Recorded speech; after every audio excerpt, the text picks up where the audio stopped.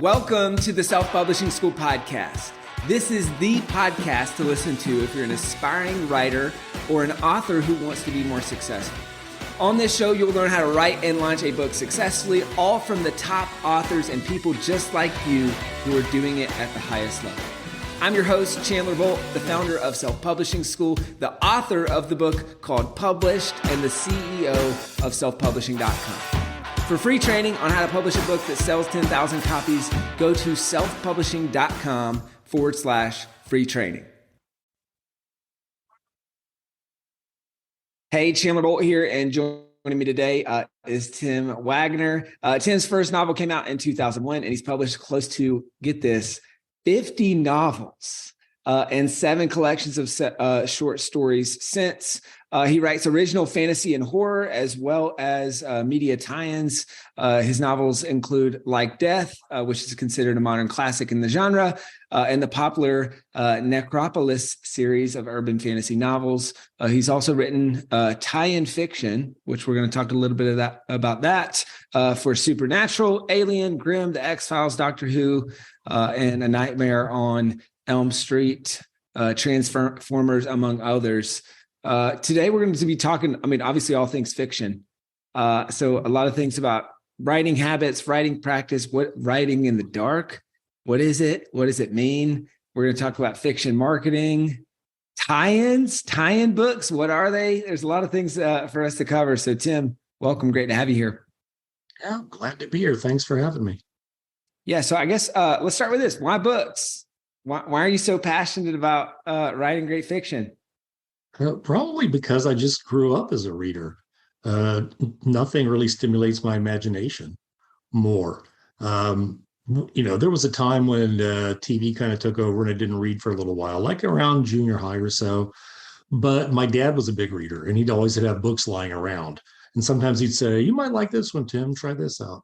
So, in a way, it was kind of like a way to kind of get to know him and be a little closer to him. But I found that there was just a lot more depth. He got into the characters' heads. You could do, especially back when I was a kid, not a lot of budget for special effects, and the special effects were not special back then compared to now. So you could have like all kinds of amazing things going on in a book that you couldn't do in a movie or a TV show. And so that just kind of pulled me into it and been there ever since. Why did you decide to write your first book? Was there anything that kind of sparked that? I was just like a lot of creative people. If you love something, you just want to be a part of it so much that you want to like kind of get inside it. And, creating it's a way to do that. And so when I was in junior high, I did start to do like my little homemade comic book that I featured my friends and myself as superheroes because I figured at least they would read it if it was about them. So I some people to read it. And, I just enjoyed that so much that over time, I started writing stories. I wanted to be an artist for a little while till I realized I could say more faster with words than I could drawing. And it just kept going from there. I just fell in love with it. Started reading Writer's Digest magazine and interviews with writers and articles on the craft of it. And I just fell in love with the whole thing. So I finished my first novel at 19 and wasn't that great. But I did do it. So I accomplished it. And even though I like writing short stories, I really like the complexity of books. I like the way that you have these different elements and you can tie them together as you go. I like the fact that you can show things from different characters' perspectives when you can't quite do that in a short story because there's not a lot of room.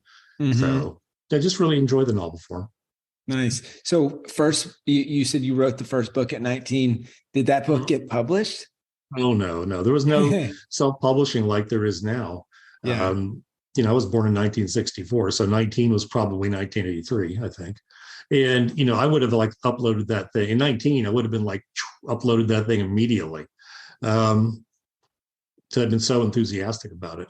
I'm not unhappy that those trunk novels didn't get published because I wrote a few others that didn't. But they were really great experiences. I learned a lot from them. I still think of those stories fondly. But yeah, it's not something I'd ever really want to share with anybody at this point. So what age were you when you ended up publishing your first book, and what sparked getting the first one published? I probably 36 maybe, because I Mm-hmm. had published a whole lot of short fiction at that point, and I'd written novels, and I had agents sending them around, and just none of them had landed yet.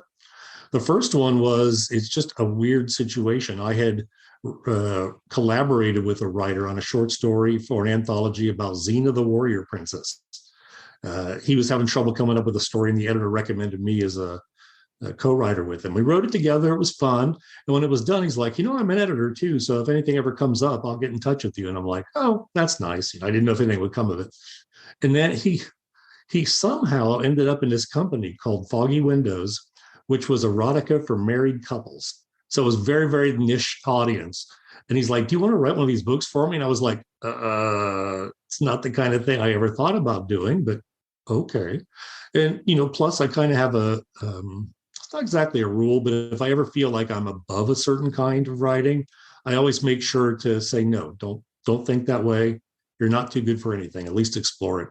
So he wanted me to pitch him an erotic mystery, and it was about a husband and wife private investigator team that had trouble keeping their hands off each other during cases. And I couldn't take it seriously, so I also made it a comedy. And I called it Dying for It because there was like a death in the mystery. And I tried my best to, I wrote a good story. I wrote good characters. They mandated so many sex scenes, but I made sure every single one had either showed something about character, advanced the plot. And then the company published 5 books. Mine was one of them, and then went under. So, well, my book came out, but I've never done anything since like it. But so that technically is the very first, not the first one I wrote by any means, but it's the first one that got published. Yeah. So I guess 2-part question.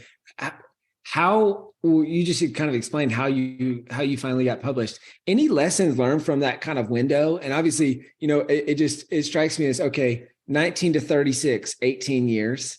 And then similarly, there's been another batch of your life of, I guess 20 something years where you've written and published 50 books. Like knowing what you know now, would there be any advice that you'd give to that 19-year-old self, or kind of that in between before you got the first one published? Yeah, there's a couple different ways I could have gone. One thing that I learned from this is that if a weird opportunity presents itself, give it a shot, or at least explore it. I've talked to a lot of writers over the years, and many of them were like, oh, yeah, I never thought about writing mysteries, but I just kind of fell into it. Now I'm rich and famous as a mystery writer. And, if people weren't willing to at least, look outside what they thought was their specialty, that wouldn't happen. I've known people that have gotten published in nonfiction and had great careers when they thought they'd be fiction writers, and vice versa. People that have reinvented themselves as the years go by. So being just open to all kinds of things and trying them just to see what happens. The other thing, it's kind of opposite, but the other thing was that I did try a lot of different things, and it might have worked better if I had focused more on one type of fiction early on. Back then when I started, was the 80s horror boom was in full swing, and I liked it, horror fiction just fine. I loved it. But at the time, reading articles and stuff, they're like, oh, pick something long lasting, whatever. And I'm like, well, I write fantasy. That's what I'm into now. And so I completely missed that horror boom, which, since there was such a demand, I probably would have been able to publish novels then and get started publishing a little bit sooner. So it's kind of like 2 different opposite things, but you can also do all of it. I could have focused on horror, but then when this weird thing came along later with erotic mysteries, I could say, sure, I'll give that a shot and see what happens. Yeah. So I think that it's not literally movement, but it's like movement, that you keep moving and keep trying different things. Don't necessarily pigeonhole yourself. And if there's something you're afraid to try it anyway. I loved horror so much that I was kind of afraid I'd mess it up. So I was sort of afraid to try it until eventually that's where most of my success came from. So I just kept following it that way. Cool. So I tell people, keep moving, keep trying different things. And so so having the very first experience writing that erotica book, that was kind of, it sounds like, all right, hey, write this. That it was very, I guess, dictated in a way. And all right, there's mandates on certain stuff. Anything that you learned from that experience, like doing that kind of, it sounds like all your writing now is just wildly different. So was there anything that you learned that carried over? Well, when you have a certain set of circumstances, I mean, you can already have sort of, very fuzzy and kind of soft guidelines within a genre. And you got a lot of room for creativity, but like with a romance, category romance novel, if you don't have a, happy ending, the fans are going to revolt because that's like the thing that they're looking for in that. But because there were specific things I had to do, it primed me for doing more media tie-in stuff, where you do have certain things you can and can't do. And especially if you're working with established characters, like Sam and Dean in Supernatural, there's only so much you can do with them. And so it kind of shows you how to work with limitations in a way. Long time ago, I saw an interview with Katie Lang back when she was still a country singer before she moved on to be a pop star. And somebody asked her, why country? You don't seem like, the stereotypical country, what people imagine a country singer is. And she said that she liked seeing what she could do with those limitations. Here's what a country song is supposed to be, and then you can play off that. It's almost like having resistance in an exercise or having a wall to bounce a ball off of. Sometimes you need something to work with, and it can really be in its own way. It sounds very constricting, but it can also be very freeing because it gives you a chance to try different, creative muscles you might not have tried before. And it forces you to think in different ways, which I find pretty valuable. That makes sense. And so let's maybe zoom out just a little bit on, the last 20 years or so. You've written 50 books. Well, some of those were written beforehand and then got published eventually. But I've written a lot of books in the last 20 years. Yeah. So how have you done that? I mean, let's call it 20 years and some change, 50 books. How did you do it? And what are some of the biggest lessons learned? Well, sometimes it depends on the length of the book too. So some books will be, 70,000 words, some might be 120. So that helps. I mean, they're still called separate books, but the length can make a difference. Sometimes it's just because, especially with tie-ins, you might get an opportunity to pitch for a project, you pitch for it, they like it, and then they're like, it's due in 3 months. So you just do it. And if you can't meet those kind of deadlines, you just don't take those kind of gigs. But luckily, I'm a fast writer. I spend a lot of time kind of visualizing my stories and thinking about them before I sit down to write. So when I write, it looks like I write really fast, but the overall process could take a while. I can also kind of think about different projects at the same time before I sit down to write maybe one. I might be thinking of another one in some level. So all that helps.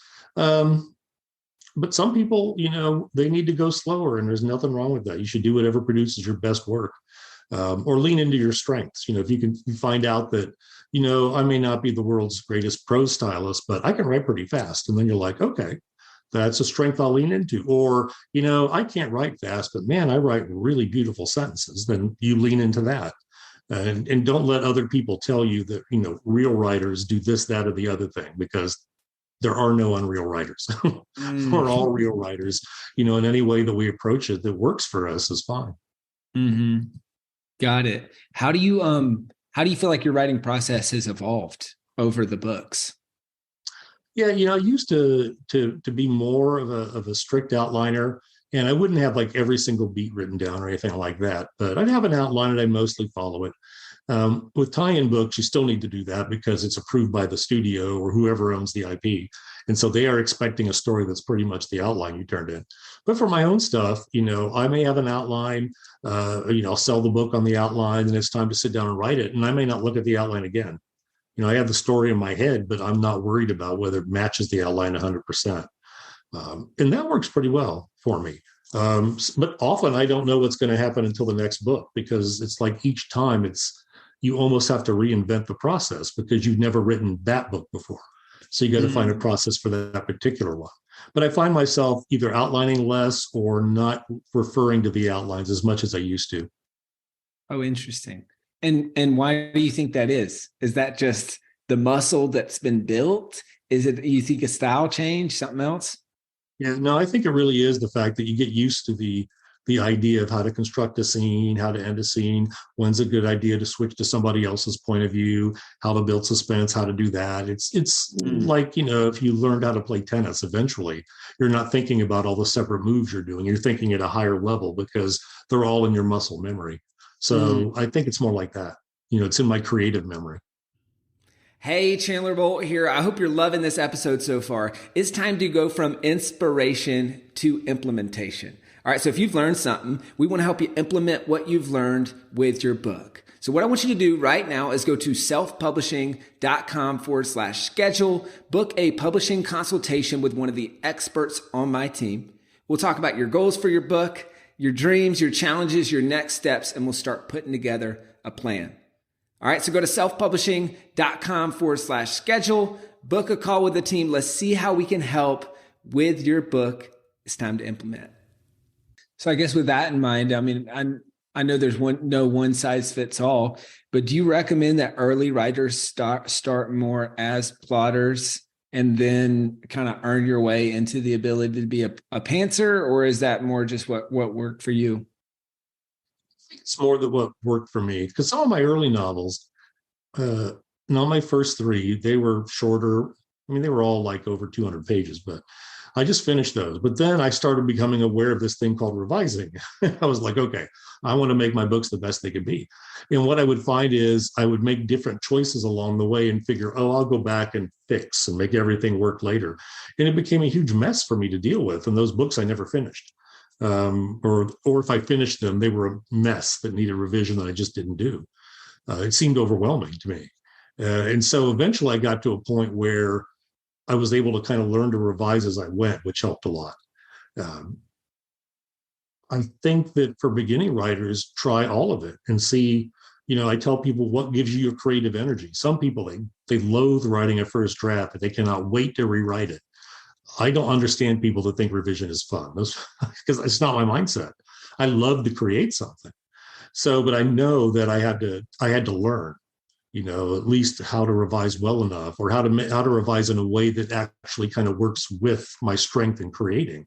Mm-hmm. So, my story files or a book file, one file, I can sweep back and forth at any time. If I suddenly realize I need to make a change, I just zip back, and then I can zip forward, and it's still part of the creative process. And by the time I'm done, there still may be some revision to do, but I've done a lot of it. So what looks like my first draft isn't, but it also is a draft that's pretty ready to go. So I just found my way to do it. So I would say just try as many different things as you can, but don't ever listen to anybody who tells you have to do something a certain way, because it's not true. There isn't. There's a million ways to do stuff, and you may do the different way each time you sit down to work. Got it. Now you keep talking about this or keep mentioning this concept of the media tie-in books. I have no experience with this. I didn't even know what they are, and I hadn't even heard of them until I was doing research for this interview. So can you tell me and us what's a media tie-in book?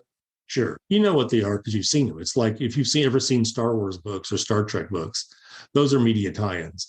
So it is a different kind of media. So it's not going to be like a book. It'll be a TV show, a comic book, a movie, a video game, board game, whatever, some kind of a toy. It'll be some kind of other property. And then sometimes the owner of that property will go look for a publisher because they think a book would be cool or help sell the product. A lot of times publishers are like, oh, Supernatural is an awesome TV show. Let's see if we can get a license to produce some books. And then they approach the IP holder. IP holder says, sure, you're a good company. Pay us X amount of dollars and you can have the license to do 3 books. And then the editor looks for a writer who will be able to, not just one, probably several, one for each book. And, we pitch ideas. They pick a few. They send them to the studio. The studio approves them. We do an outline. Studio approves that. We do a book. Studio approves that. And then you're done. But it's their original adventures, set in the world of like Star Trek or Star Wars. Sometimes with characters straight out of the movies and TV shows. Other times they might be original characters you invent, but set in that world. And then there are novelizations where you take a movie script and you expand it into a story. Those are tie-ins as well, but it's kind of special because it's almost like a collaboration with someone you'll never meet because you got to use their script as part of your story. And they're a lot of fun. I've written like action adventure novels, spy novels, things I wouldn't have thought to do on my own, maybe, except it was a tie-in project that came along. And it's also, it does flex a certain different muscles. It's almost like being an actor where you have a script kind of, or being a director where you have a script and some actors, things to work with. You're still creating, but you're creating within an environment. I guess the closest thing would be like if you were part of a writing staff on a TV show. So, there's a certain, here's what you have to work with, and you are going to write an episode, but you don't create, maybe some, smaller characters for that episode, but everything's been created by the series creators, but you're hired to write in just one adventure or whatever. So media tie-ins are like that. Got it. That makes sense. So how do you even get into that? And what's your advice for people who are listening to this or watching this right now saying, hey, that sounds interesting. Like I'd love to give a go at that. Yeah. It's something that's become a lot more respected over the years. And so many people, there's so many interesting media properties out there, and people do so much fan fiction, which is like, unofficial tie-in fiction because you're not licensed to do it, but it's the same kind of thing. The most important thing is to be able to show that you can write novels first, write novels at a professional level. So you do your own stuff. It helps. It doesn't have to be, but it helps if it's traditional publishing, only because you have to work with an editor, which is like what you have to do with tie-ins. It's always through an editor. And then you also have to work with the IP holder. So if you can already show that you can work as a team in partnership with people, it's easier if you traditionally publish because you see it. Doesn't mean you can't do it. The most important thing is you finished books and they're good books. Then you can either go ahead and start networking with people who already do tie-ins, like on social media, get to know them a little bit and just ask them, how did they get their gigs? And once you published a few things, people say, oh, you're a professional, so here's my editor's email. And you email them and you say, I would love to write a tie-in. Do you have any available? And they'll say no, but they'll say, we'll keep you in mind. And that's often how you end up with them. They're like, oh my God, we need somebody. I remember Tim said he'd do one for us. Let's go check with Tim. Sometimes if you have an agent, they go to your agent, or your agent can put feelers out to the different publishers and see. So there's like a variety of ways. Sometimes they fall in your lap. Sometimes you go out and look for them. But it all begins with you being able to demonstrate, maybe over the course of at least a couple books, that you can, write a novel from beginning to end and be a good novel, bring it to completion. Got it. Now, how'd you get your first one? That's a really good question. What was my first one? I think my first one was for a role-playing game called Vampire Dark Ages, the White Wolf put out probably in the early 2000s. I had seen some open anthology calls for like White Wolf anthologies. And so you work in their world. Their world is like, they had a game for vampires and werewolves and all that. So it's like a horror scenario overall. And so I saw that. So I submitted some stories to that and got published. So that means I'd already had a little bit of background in that. And then they saw on their webpage, they were calling for writers. If there aren't, calling for writers, you can find like there's the contact form where on websites where you can just send in like, hey, I'm a novelist. Here's a link to my website. I'd love to do one of these things. It's not easy, but sometimes you can call and maybe somebody. I did that once just to find out about submission processes for Wizards of the Coast, because they had an open submission policy, but your submissions kind of disappeared. And so when I called, they were like, oh, well, sorry about that. And they hooked me up with an editor. And I was like, and he's like, we're thinking about doing this young adult version of Dragonlance. Would you like to do that? And I'm like, sure. So a lot of it is just kind of probing, putting out feelers, talking to people. And then once you start doing it, people will start coming to you. And that helps a lot too, because you get known for doing that. Some people get pigeonholed. Like there are some people who only end up doing Star Trek books, and they might find it a little stifling because they'd like to do their own stuff too. But overall, most people who do it, they really enjoy it. I know I do. Yeah, because who's the main decision makers? Is it the editors? Do you have an agent that's shopping around? Like how once that ball gets rolling, like how do those just land on your desk, and who's kind of making the calls and that sort of thing? You mean for the tie-ins projects? Yeah, it's the IP holder. Got because it. they are the one that has the final say on everything. Most of the time, at least for me, if you're already using your common sense and you're like, okay, I can't make Captain Kirk a superhero with a cape. He suddenly gets superpowers and flies around in Star Trek. It just doesn't, it doesn't feel right. And it's kind of silly. If you don't do anything that kind of breaks, the property, they're pretty open to do everything. But the good thing is that, they see an outline first, and then they can work with you to get the outline the way they want it. And as long as you stick to that for the most part, then you're gold. But yeah, they are the bosses in a way that does not happen with your own work. If you're doing traditional publishing, you are collaborating with an editor. They are not your boss. It is a partnership. But when tie-in stuff, you're a hired hand. And even though they may value your creative input and everything, ultimately they decide. Got it. And you talked about this earlier, the difference between kind of unlicensed and licensed work. And obviously I would assume that license is working directly with the IP holder and is that's kind of the process. Unlicensed, tell me about that. Like, is that legal? What are the, like, is that just people who are chasing the trend? Like, how does that work? Unlicensed stuff are people like fan fiction that people write. Technically, it's illegal because they don't own the rights to those characters. Nobody really cares because it's just not worth chasing people down. One of the things that if you find out, like you write an original property you created, and if you find that people are writing fan fiction about it, you have to tell them you don't approve of this and you must stop, because if not, legally, you're abandoning your copyright. And so writers, most of whom do not care in the slightest and probably are very flattered that people want to do fan fiction, have to at least publicly say, no, I don't approve of it. They don't have to try to get rid of it or stop it, but it's just a weird legal thing. So, in public, I'm all about, if anybody asks me, no, but in real life, I don't care. I think it's fun for people to do. It makes perfect sense. It's kind of how we start off when we play. We like act out our favorite scenes from movies or heroes that we know. We start writing our own stuff, but it's often, sort of like images or reflections of stuff that we've read and enjoyed. And eventually stuff does become public property. Like Winnie the Pooh. That's why there's that Winnie the Pooh slasher movie now, because Winnie the Pooh's, and finally the world owns Winnie the Pooh and we can do whatever we want. But yeah, in general, the unlicensed stuff, write it and have fun with it, but don't ever do one on your own and then try to get it published. I've had a couple people email me and say, I've written a supernatural novel, I've written an alien novel, now I want to get it published. And I have to tell them it doesn't work that way. If you're not hired to do it, it's never going to get published. The best thing to do is change alien to another name and, change a few things in it, then publish it as an original work. It can be very close to alien and still not violate the copyright. Got it. That makes sense.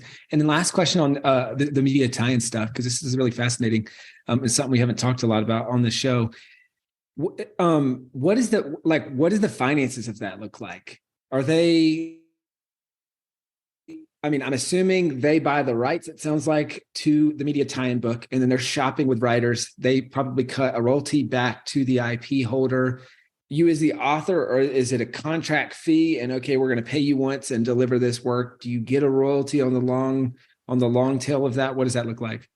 Yeah, it's just straight work for hire. They pay you X amount of dollars to do this job and they're done. And anything that you put in that book, the IP holder owns. Anything that you may have created in there, doesn't matter. It's created within their IP. So so you kind of have to be aware that that's why if you ever watch the Marvel movies, they have like at the end, thanks to all these different artists and writers, but Marvel owns it, so they don't get any money. I know the writer that a lot of the last Black Panther movie came from his run on the comics. He'd love to see it, but anybody who works with an IP, going in that, you own nothing. And that's just the nature of the beast. And that's okay. Got it. Okay. That makes sense. Well, thanks for breaking down all that stuff on media. Sure. It's really, really interesting. Let's talk about, I've got a few more things I want to touch on. So you've got this book, Writing in the Dark. Can you give us what is that process? I'm intrigued about it. About what does the book talk about, and kind of what are some of the principles that people can apply for their writing? Yeah, it's a book on writing horror. It's everything I've learned about writing horror over decades. Um, so it goes into real specifics about how to do it, different ways to think about it. It also, I mean, people could use it for writing anything that might be dark or suspenseful or a thriller, or if you want to have like any kind of dark or suspenseful scenes, like in a fantasy novel or whatever. And then there are, of course, things that in general apply to any kind of fiction in terms of, how to write with an immersive point of view, or, how do you construct a scene so it's suspenseful and that kind of stuff. But yeah, Writing in the Dark was it's the name of my blog. And I figured, writing in the dark, just dark like horror. And then when it came time for this book, the editors were like, yeah, we'll just name it after your blog. And I'm like, okay, it sounds good. So it's not like anything special meaning to the title other than just horror writing. Yeah.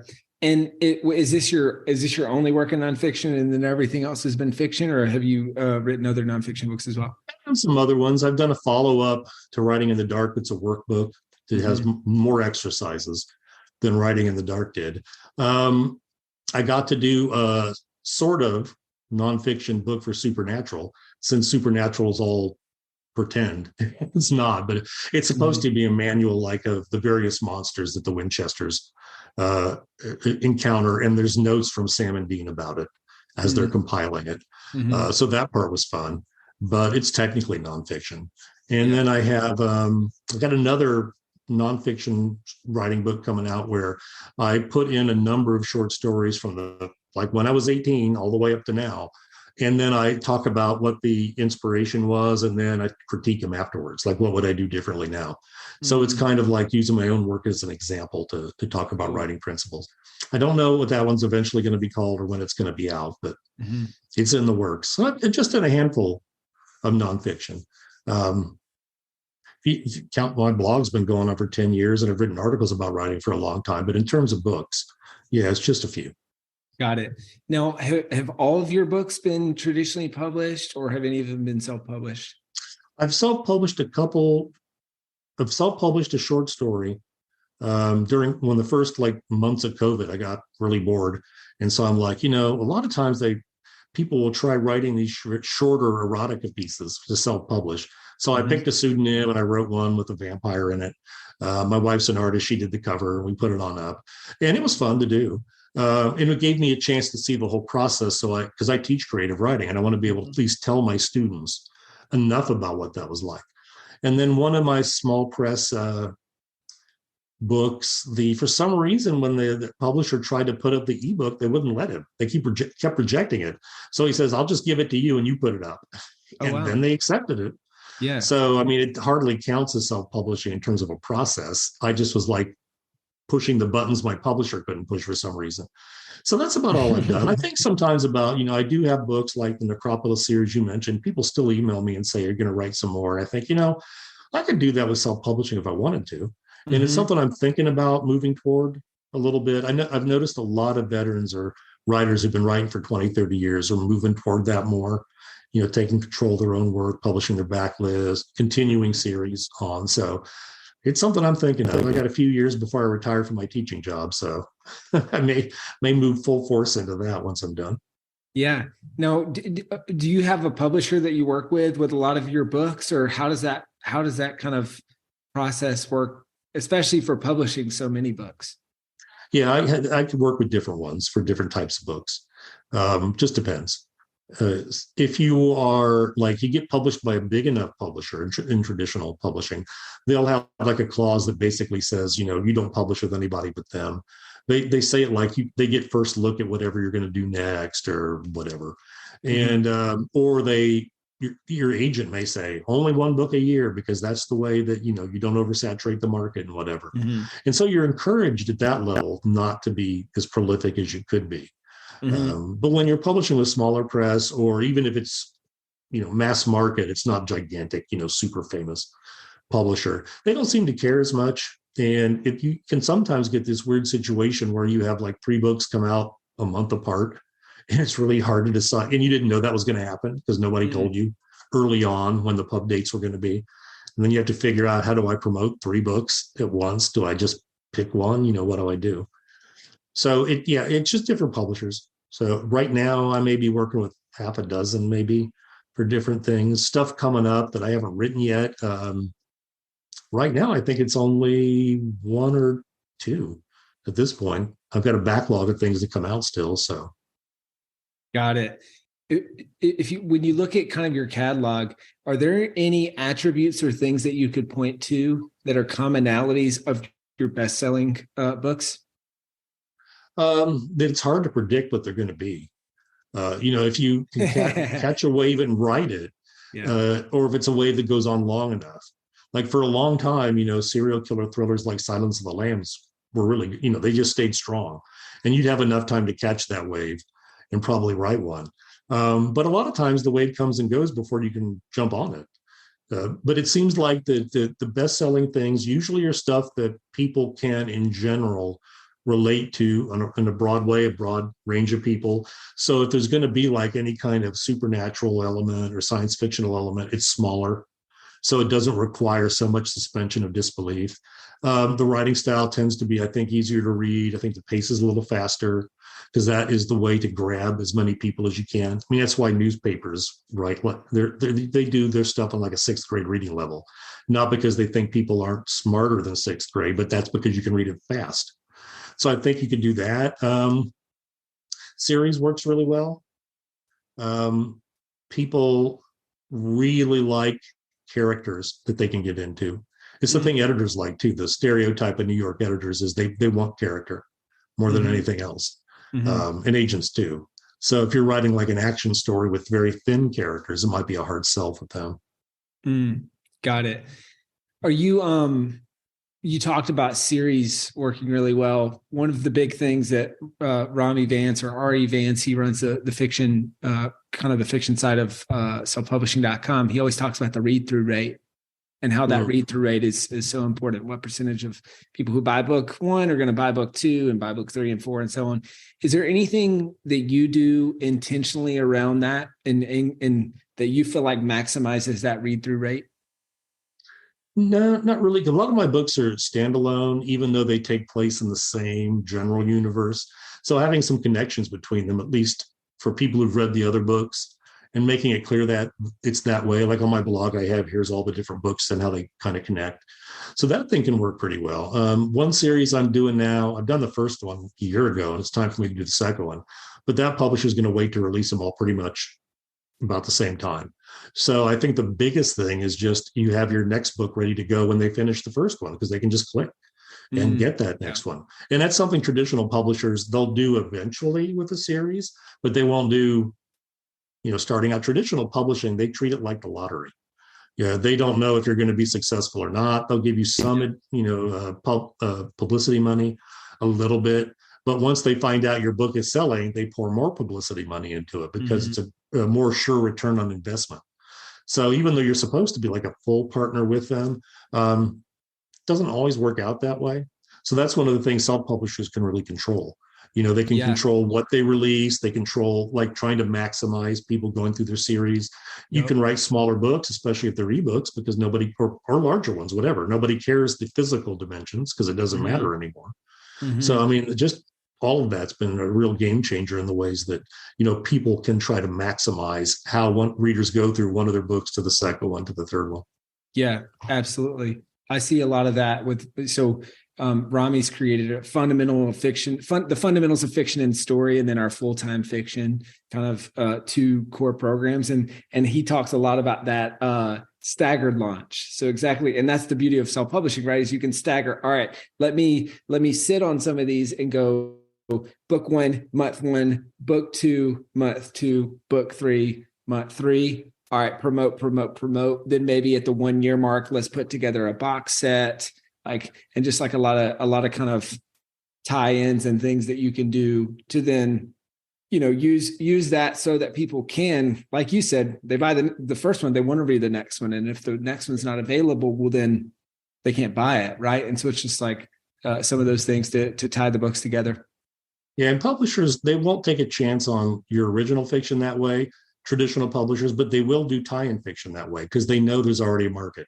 So, like a publisher may get to do the license to do 5 Alien books. They do exactly what, each month a different one comes out. Year later, they're all put together and do an omnibus. So, I mean, that works well. But for publishers, they want more of a sure thing to do that. It is a risk. If you're a self-publisher and you write your 3 books and they don't take off, it's like, well, that was a year of my life or whatever. But, you have a much greater chance, I think, of success doing that with a series. Now, do you have any tips for marketing fiction, for fiction marketing? Any tips or anything that you do that you feel like works well? You need to find like the people that actually like the thing you're writing.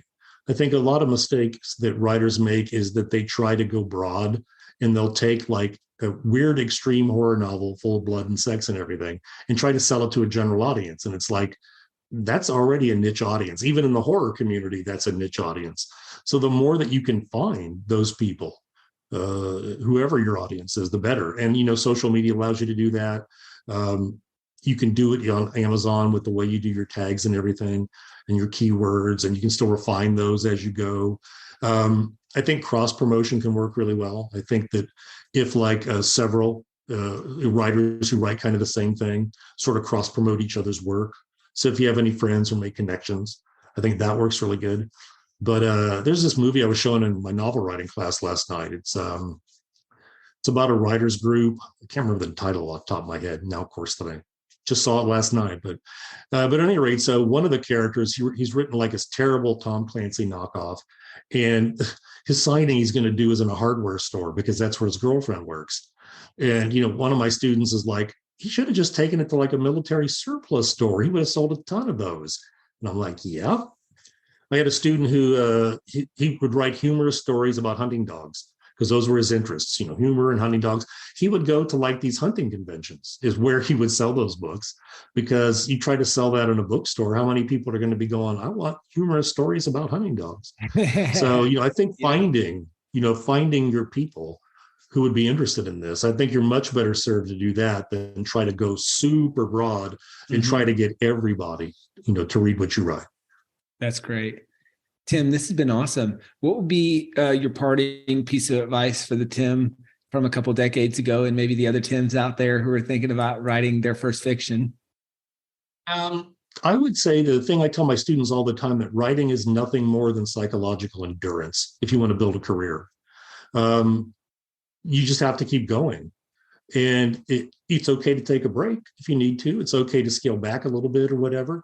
But it's all up to you to keep going. No harm if you want to quit and you decide that's not for you, that's not a problem. But the other thing I tell people too is that writing is a series of decisions. It's all it is. This story, not that story, this character, not that character, this event, not that event, this word, not that word. And the better you get at making decisions and not second guessing yourself as you're making them, the easier it gets. Because if you spend all your time sitting there going, oh my God, what's the next best word to use? You end up getting stuck, especially if the generation that went through No Child Left Behind, where everything was teach to the test and there is a right answer for everything and you must know it. I find those students have a terrible time making choices because they were taught that there was only one right one and you need to identify it. So I think the more you just make as many choices as you can and then worry about dealing with it later, I think that'll serve you a lot better than worrying about what's the perfect thing to do at each step. That's so great.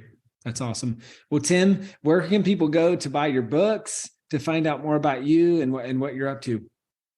Well, my website, like everybody else, is the best place. It's just timwaggoner.com. And Waggoner, I'm assuming you'll have my name somewhere, but, it's got 2 G's and an O, so it's not a common spelling of it. But you go there and it's like, it has links to everything, all my social media, my blog. I have a YouTube channel just where I give all kinds of writing advice. I've got, like everybody else, my own page on Amazon you can find. So really, my website's the best place. It's like the Walmart for me. It's one-stop shopping. You go straight to my website.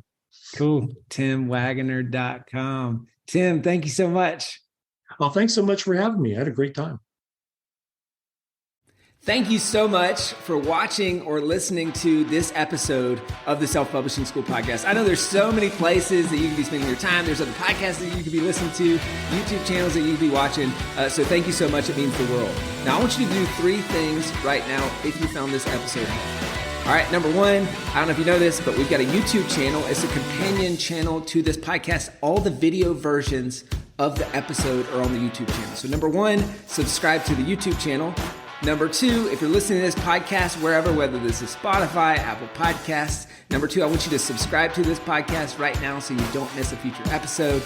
And then number three, this is probably the most important, leave a review on the podcast. All right, reviews are super important and help the podcast get discovered by other people.